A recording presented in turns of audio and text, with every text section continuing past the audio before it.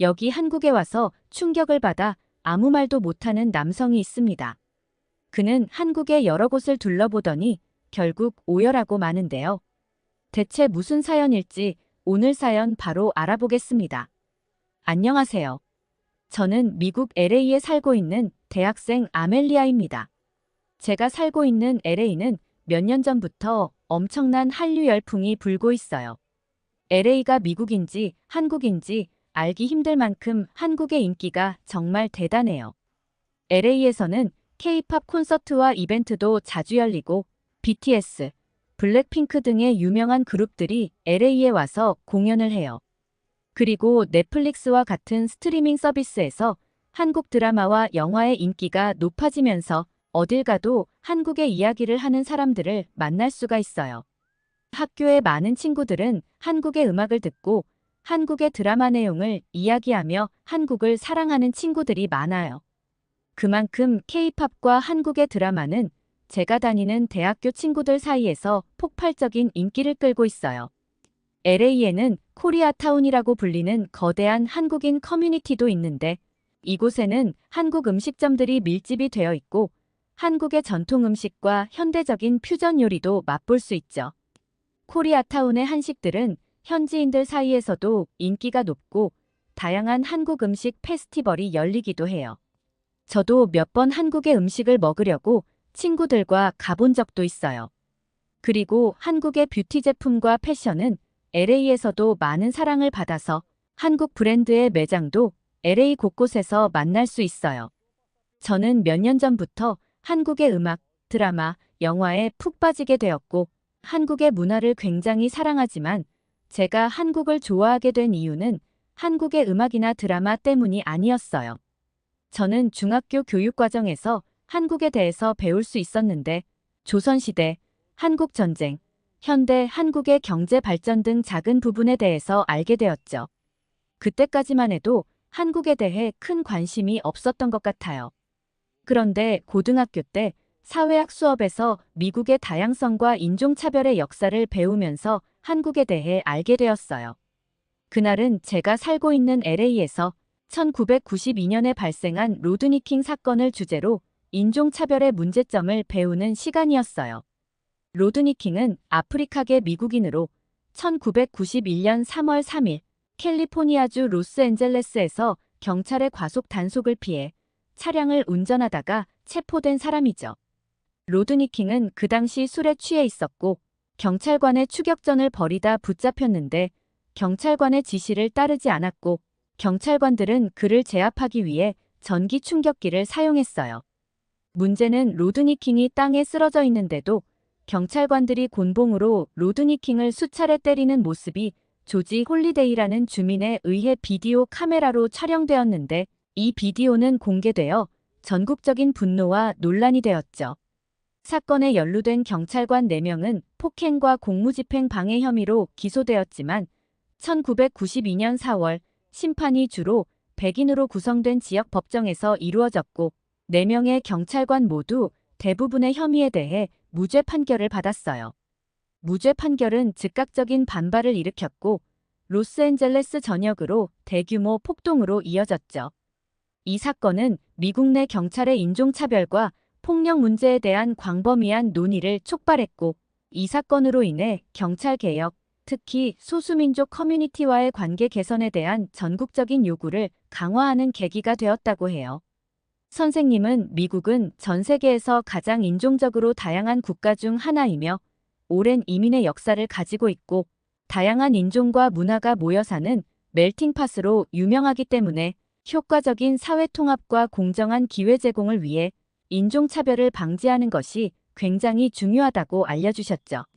그렇게 수업이 진행되고 있는데 한국계 학생 한 명이 지붕 한국인을 외쳤어요.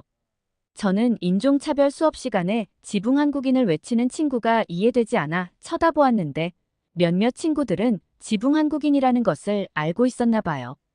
지붕 한국인을 외친 학생을 향해 엄지를 척하고 올리는 친구도 있더라고요. 선생님은 그 학생의 외침에 지붕 한국인을 아는 학생이 있으면 손을 들어보라고 말씀하셨는데 여러 명의 친구들이 손을 들어서 저는 조금 놀랐던 것 같아요. 선생님은 천천히 지붕 한국인에 대해서 설명을 해주었어요. 1992년 로스앤젤레스 폭동 당시 한인 사업주들은 가족과 자신의 가게를 약탈자로부터 보호하기 위해 총기를 들고 지붕에 올라간 모습에서 지붕 한국인이 유래가 되었고, 이는 미국인들에게 여러 가지 중요한 메시지를 전달한다고 하셨죠. 경찰이 제대로 보호를 제공하지 못하는 상태에서 한인 커뮤니티는 스스로 조직을 강화하고 직접 안전을 확보하기 위한 조치를 하였고, 이는 비단 한인 커뮤니티뿐만 아니라 모든 소수 커뮤니티에 자기 방어의 중요성을 상기시키는 사례이며, 공공의 보호를 받지 못할 때 공동체가 어떻게 스스로 방어하고 보호할 수 있는지를 보여준다고 말씀하셨어요. 그리고 폭동은 인종 간의 긴장과 오해가 어떻게 폭력으로 이어질 수 있는지를 보여주었다고 하셨죠. 지붕 한국인의 사례는 다른 인종과 문화적 배경을 가진 커뮤니티 간의 대화와 이해를 촉진할 필요성을 강조하고, 이는 미국 사회가 다양성을 포용하고 각 커뮤니티가 자신의 권리를 적극적으로 주장할 수 있는 환경을 조성하는데 중요한 교훈을 남긴다고 말씀하셨어요. 그리고 다음 수업 때는 지붕 한국인과 관련된 영상도 시청하게 되었는데, 저는 영상을 보면서 한국인들이 멋있다는 생각을 하게 된 것 같아요. 그 후로 지붕 한국인에 대해 여러 가지를 찾아보면서 한국에 관심이 생기게 되었어요. 한국인들은 목숨을 걸고 자신들의 가족과 재산을 지키기 위해 노력했고, 한인 커뮤니티 내에서는 라디오 방송국과 한인신문을 통해 신속하게 정보를 전달하고 2,300여 개의 한인 운영사업체가 파괴되고, 그 당시 4억 달러의 큰 손해를 보았음에도 서로 도와서 재기를 하였고, 폭동 이후 한인들은 미국 내에서 정치적 영향력을 확대하기 위한 노력을 강화하고, 현재는 미국 사회에서 큰 사회적 목소리를 가지게 되었다는 것을 보면서 굉장하다는 생각을 하게 되었죠. 그 후로 한국에 관심을 가지게 되었는데, LA는 한국의 음악이나 영화, 드라마, 음식 외에도 한국의 태권도, 한국적인 특색을 가진 카페, 한국의 노래방 등이 많은 사람들에게 사랑받고 있다는 것을 알게 되었어요. 한국은 알면 알수록 제게 정말 매력적인 나라였죠. 나중에 꼭 한국을 여행 가보고 싶다는 생각을 여러 번 했던 것 같아요. 그런 제가 아시아를 여행할 기회가 생겼어요. 저는 어렸을 때부터 방학 때 부모님과 항상 여행을 다니는데요. 미국의 많은 곳을 여행 다니고 유럽 국가도 여행을 다녀왔었어요. 이번에 부모님이 아시아 국가 중 일본을 여행할 생각이라고 제게 말하셨어요. 아버지께 일본을 가면서 일본과 가까운 한국도 함께 가고 싶다고 말했는데, 처음에는 아버지가 거절하셔서 충격을 받았던 것 같아요. 저는 늦둥이로 아버지가 40대에 뒤늦게 저를 얻으셨고, 어렸을 때부터 제가 원하는 건 뭐든 들어주셨거든요. 대체 왜 한국 같은 멋진 나라를 안 간다고 하시는 건지 도무지 이해가 되지 않았어요. 주변의 친구들 중 이미 한국을 여행 다녀온 친구도 있었는데, 한국이 정말 멋진 나라라고 자랑했었거든요. 저는 꼭 한국에 가고 싶다고, 한국에 안 가면 여행을 안 간다고 떼를 쓰니 아버지는 마지못해 일본과 한국 두 나라를 모두 여행하기로 결정하셨어요. 그렇게 부모님과 일본을 방문했는데, 처음 보는 일본이라는 나라는 멋지다라는 생각을 했어요. 사실 아시아 지역 중 한국에만 관심이 있어서 일본이란 나라에 대해 잘 몰랐는데, 일본도 아름다웠던 것 같아요. 일본의 거리는 깨끗하고 공공질서도 잘 유지되어 있었어요. 그리고 일본의 음식들도 맛있게 먹었어요.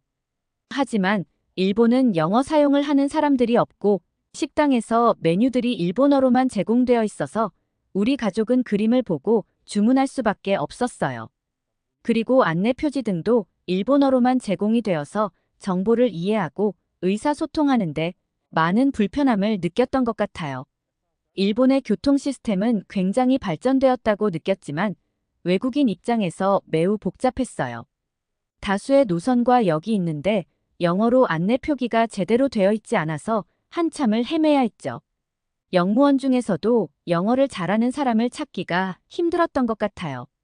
여행하면서 의사소통이 되지 않으니 관광지를 찾아가는데 길을 많이 헤매게 되고, 오랜 시간 동안 걸어서 아버지가 많이 힘드셨나 봐요.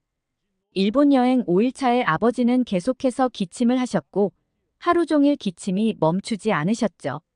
많이 힘들어하셔서 하루 동안 숙소에서 휴식을 취했는데 다음 날이 되어도 아버지의 기침이 멈추지 않으셨어요. 도저히 안 되겠다는 생각에 일본의 병원을 방문하게 되었는데 일본 병원은 외국인이 이용하기 너무 힘들었어요. 급하게 방문했는데 예약 없이 방문했기 때문에 4시간 정도 걸려서야 의사를 만날 수 있었어요. 그리고 간호사 선생님이 아버지의 의료정보 카드를 작성하라고 했는데 전부 일본어로 작성해야 했고 힘들게 만난 의사 선생님도 의사소통이 되지 않아 겨우겨우 번역기를 돌려가며 간단한 소통 끝에 약을 처방받을 수 있었어요. 아버지는 약을 드시고 기침이 잠시 가라앉으셨는데 얼굴빛이 좋지 않아 보여서 저는 아버지께 남은 여행을 취소하고 미국으로 다시 돌아가자고 이야기했어요. 그런데 아버지는 괜찮다고 말씀하시며 여기까지 왔으니 한국을 한번 보고 싶다고 말씀하시더라고요.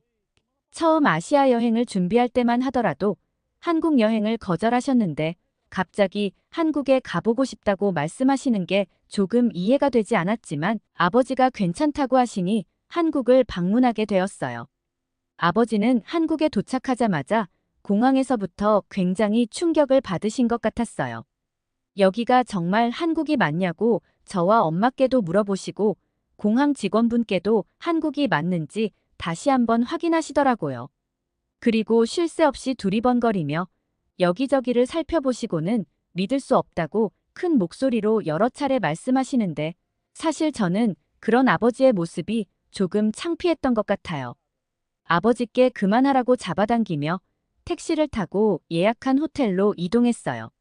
아버지는 숙소에 도착할 때까지 창밖 풍경을 바라보며 연신 믿을 수 없다는 이야기를 계속 반복하셨고 숙소에 들어가서 제가 경악할 만한 이야기를 해주셨어요. 아버지가 어렸을 때 외교관이셨던 할아버지를 따라 한국에서 잠시 살았던 적이 있는데 그 당시 한국의 모습은 평생 기억에서 잊혀지지 않는다고 하셨어요. 저는 아버지가 한국을 방문했던 적이 있다는 사실이 신기해서 왜 한국에 대해서 이야기해주지 않았는지 물어봤어요. 아버지는 예전에 한국은 정말 가난한 나라였다며 아버지가 경험한 한국을 이야기해 주셨어요. 아버지가 어렸을 때 한국은 길거리에는 구걸을 하는 아이들이 가득했고 주거 환경은 비좁고 위생 상태가 매우 안 좋았는데 깨끗한 식수조차 쉽게 찾기 어려웠다고 하셨죠. 도심에는 판자촌이 가득하고 화장실은 너무 더럽고 전반적으로 기반 시설들도 굉장히 부족했었는데 그때와 너무 많이 달라져서 정말 이곳이 한국이 맞냐면서 꿈꾸는 것 같다는 말씀을 하셨어요.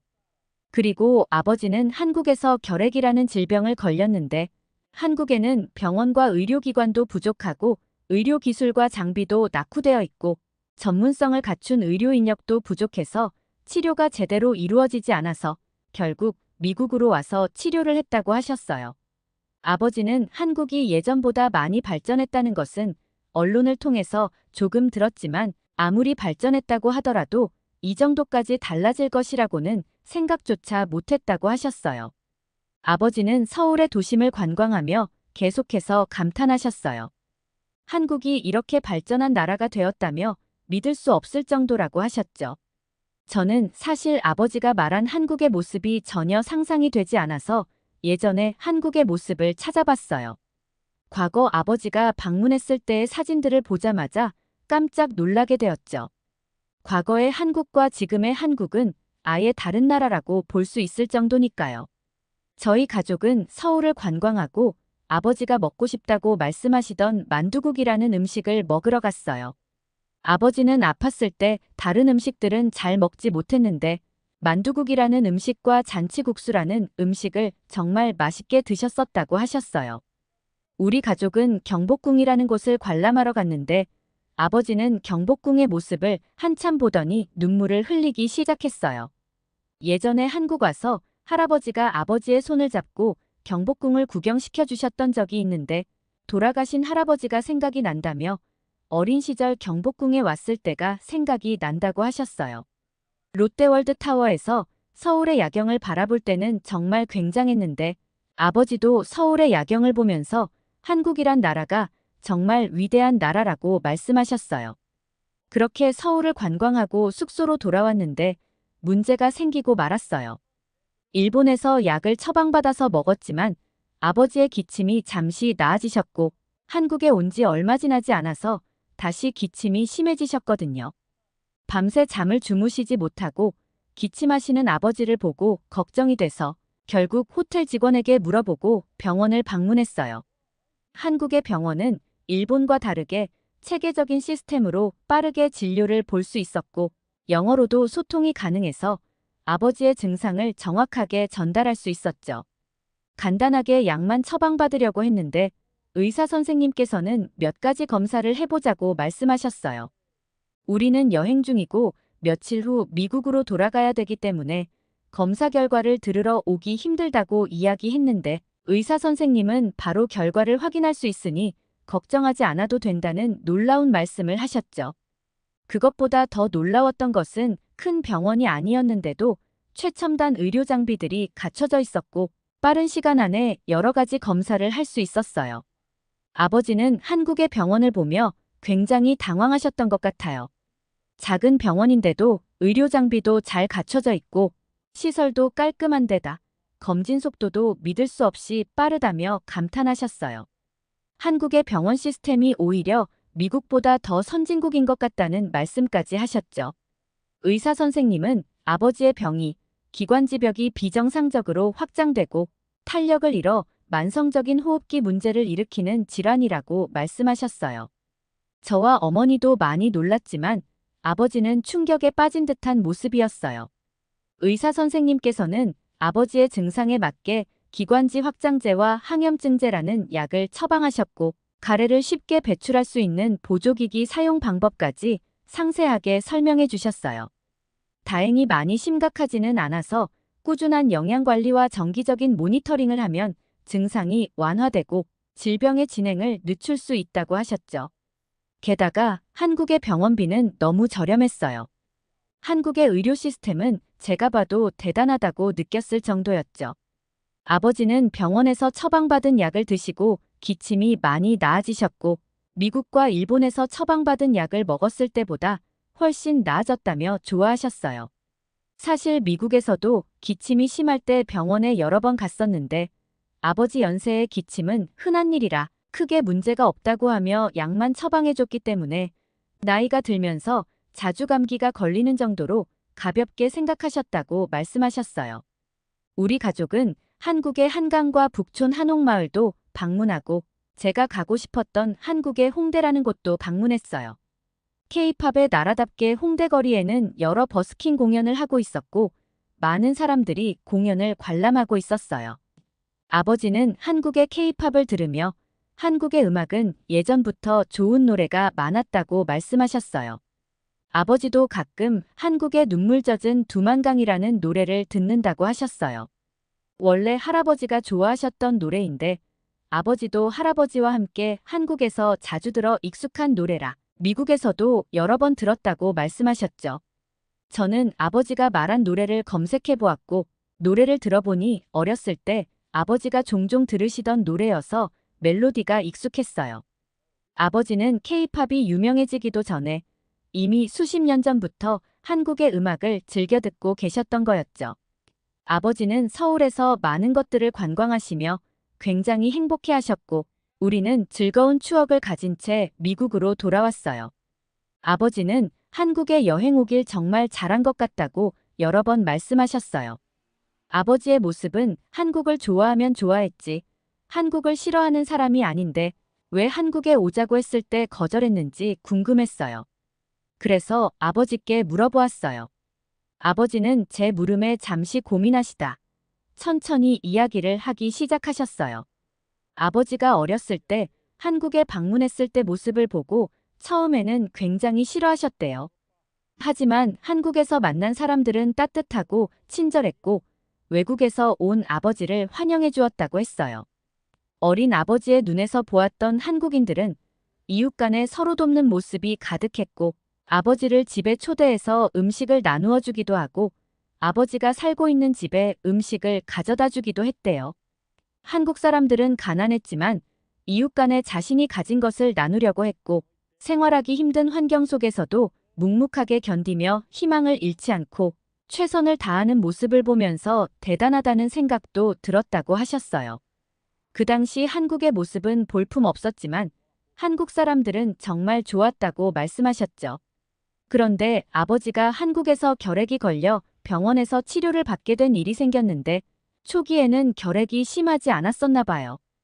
병원에서 결핵을 치료하며 친해지게 된 친구가 있는데 그 친구와 말은 통하지 않았지만 같이 라디오를 듣기도 하고 미국에서 가져온 간식도 같이 나누어 먹었다고 했어요.